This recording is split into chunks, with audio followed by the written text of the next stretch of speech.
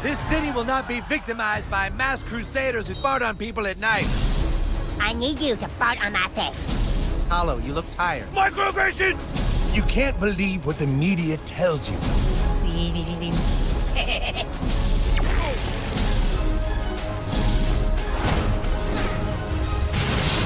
With great power comes great chicks and money.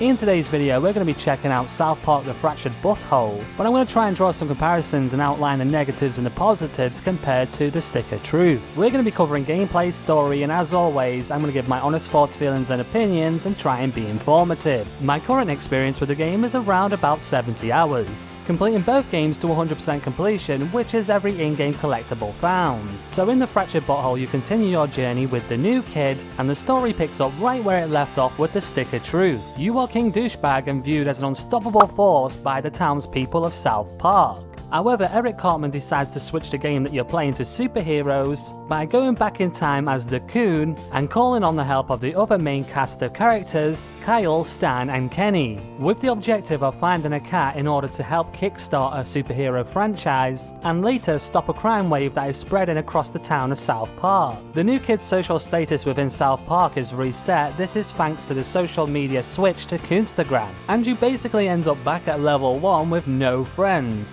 So you're playing Tech the video game. Nice. When you find the code to Eric's basement, also known as the Coon and Friends lair, Eric gives you missions as well as a backstory to your superhero persona. And that's when you saw your dad. Your mum. You are also given a new nickname. Instead of Douchebag, it's now Butthole, and the townspeople call you the Farting Vigilante. Most of the missions are centered around your character identity sheet, which is aided by different characters from the South Park universe. This is done with a comedic spin that you'll find in the later South Park series, with extra definitions surrounding PC culture. There are fields to fill out such as sexual identity, gender, and also religion, and intolerance battles afterwards because some people don't take kindly to what you are.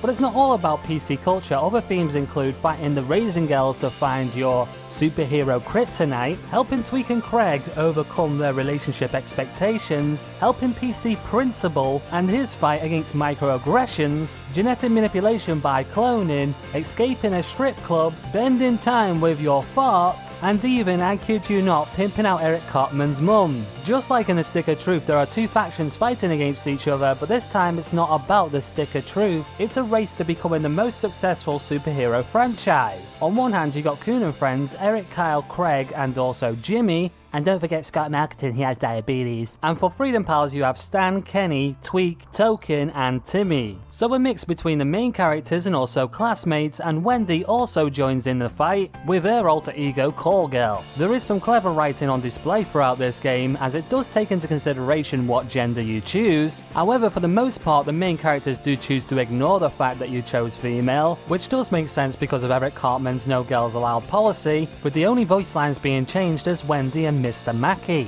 We also get more information about the new kid's background, what his superpowers actually are, the reason why his farts are so powerful, which all slowly builds up to a big reveal at the end. The Fractured Butthole uses the character diversity of South Park to its best advantage, giving the pre-existing characters in the last game new roles, as well as introducing new characters and also building on the roster. Overall, I think the story flows just a little bit better than The Stick of Truth. This is because the shock value sense of humor is not as disruptive to the concept.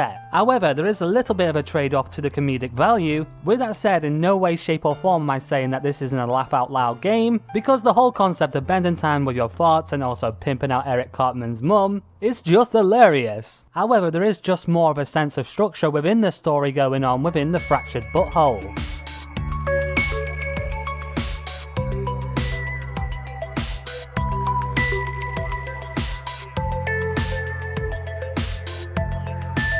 Like the previous game, the game plays out like a full-on season of South Park thanks to the influence of Matt Stone and Trey Parker. Also, this time around using higher definition textures as well as game assets, higher frame rates for animations and effects, just brings that South Park studio quality to the game.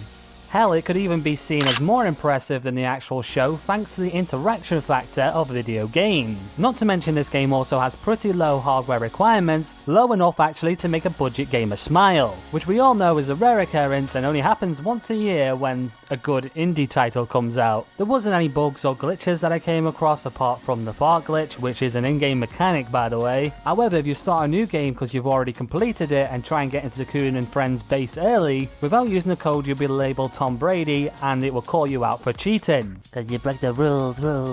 There's actually a lot of fun little Easter eggs like that and some cameo appearances from characters of the last game, such as Mr. Hanky, hidden locations you get to using your buddy powers, and you also have quite a few abilities yourself that you can use in the open world phase or the battle phase. Your powers range from stopping time, reversing time, and also summon an alternative universe version of yourself using the power of farts. Unlike the Stick of Truth, there is more of an emphasis on crafting items, finding artifacts, and increasing your might, which is kinda like your power level. Also, cosmetic appearance does not affect you during the combat phase. This is a welcome change from the Stick of Truth. As you progress through the game's story, you actually get access to more classes, and their associated powers are interchangeable, meaning you get to customize your character to your playstyle. But let's now talk about the combat system. So just like in the previous game, this is a turn-based RPG, however this time you get to move around in a 3D space, with an extra emphasis on the environment and how it interacts with the player, with you being able to get bonus damage. Strategies include hitting an enemy player into a buddy or into objects in order to gain extra damage. And the movement system is made even more vital in boss fights, because in some missions this makes all the difference, like when you're fighting against spontaneous Booty. Sorry, I had to say it that way. If she gets close to you, she will just one-shot you. Also learning side effects to attacks, learning what abilities do extra turn-based damage, and also what makes an enemy skip a turn is actually vital, especially when trying to beat the harder difficulties. The combat system is definitely an improvement in this game, although I do miss the cocaine-fueled Tweaks coffee that gives you 2 turns. Overall gameplay, it's kinda hard to pick out faults if I'm gonna be honest, although if I do have to pick out a criticism, it's how this game holds your hand at the start and cuts off locations around South Park in order to guide you towards the mission objectives. In the Stick of Truth you could literally go everywhere, there was more freedom. Sure, the locations are more detailed and do feel more alive, but the game does cut off a lot of your access and you can't actually replay missions or access those locations afterwards. South Park Stick of Truth definitely had more freedom for the player to explore at the start. South Park has been expanded in this game though, and there is also more attention to detail when it comes to interiors. The inclusion of the alleyway is also a nice touch, and you can always feel like you get to A to B when following main mission story quests or doing side objectives. Another thing that I could criticize, although I think they're very self-aware about this, especially because the sarcastic jokes to how good you are for figuring it out, is the puzzle elements in this game are not that hard to figure out whatsoever. It feels like once you get your buddy powers you have to sit through the same animation over and over again for such a small payoff. The only reason why I did it is because I'm a bit of a completionist, but you don't really get that sense of satisfaction because they are so easy to figure out. With that said, I do think this game is a bit of a gem though.